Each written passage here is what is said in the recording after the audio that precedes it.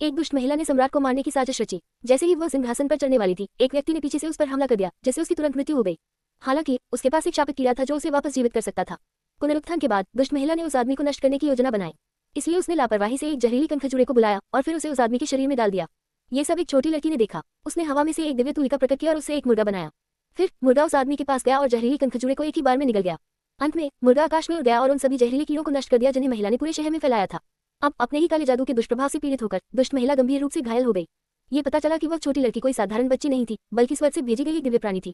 महिला के आतंक के शासन ने नश्वर दुनिया में दुख पहुंचाया था और देवताओं ने संतुलन बहाल करने के लिए छोटी लड़की को भेजा था। लेकिन जब वह नश्वर दुनिया में पहुंची तो उसने पाया कि वह केवल 3 साल की उम्र में एक युवा महारानी बन गई थी। इस दिन जब दुष्ट महिला ने सार्वजनिक रूप से उस आदमी को अपमानित किया और यहाँ तक कि उसे फांसी देने की तैयारी की, तो छोटी लड़की समय पर प्रकट हुई, अपनी सत्ता का उपयोग करके उसे रोक दिया। फिर उसने तुरंत उसे सच्चे नियत शासक के रूप में पहचान लिया।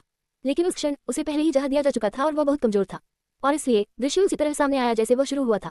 अपनी दिव्य तुलिका के एक ही वार से उसने एक मुर्गा बनाया और उसकी जान बचाई।